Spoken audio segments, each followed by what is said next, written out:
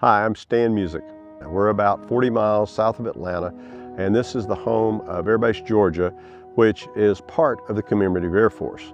The Commemorative Air Force is an organization that was formed in 1957 to preserve the military history of aviation in World War II and those era of airplanes. In fact, this aircraft was the very first one the Commemorative Air Force ever owned. AOPA keeps flying safe, accessible, and fun by protecting your freedom to fly. We are the most trusted one-stop resource for all things related to general aviation. Become an AOPA pilot today.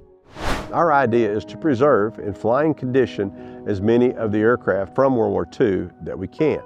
A lot of what we do is rides as well as air shows and other events, and that brings the aircraft out, and our goal is to get it in front of people so that they can realize what it was, how the U.S. came about with the air power of World War II, and to let people see the progression.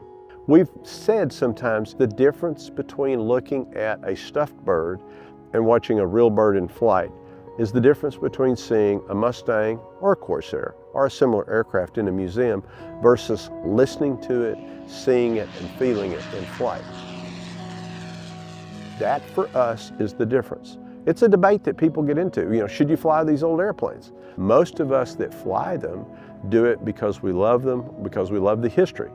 It's easy to show where newer airplanes are far superior for combat, for fun, for other things, but you cannot beat the history. You cannot beat the incredible progress that was made in a short amount of time with these aircraft. This occurred probably 15, 18 years ago. We had been either going to or coming from an air show, and at the time I lived in Mississippi. I had the Mustang parked out front of the hangar doing the things we do to get ready. The car stops, backs up, pulls in. This elderly gentleman in a bathrobe and pajamas gets out, and he comes up and he starts talking to me, and he said, "I used to fly those." And he was a World War II veteran that had flown Mustangs. And he got up on the airplane, and we put him in the airplane, and you could watch the years melt away. Closed the canopy, and he sat there, and we just all kind of backed off and watched him for a few minutes, and it was magical. And then I became friends with him, and I took him for a ride in the Mustang several different times, and he ended up passing away, as many of the elderly folks do, but it was just such an experience to see how he transformed when he got back in there.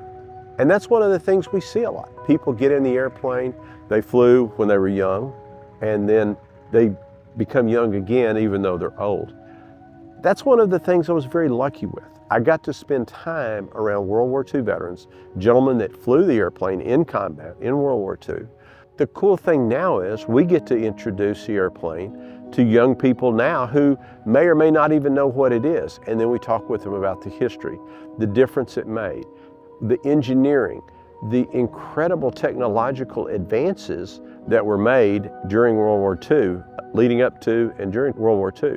And it's fascinating to take these airplanes and show them to younger people and expose them.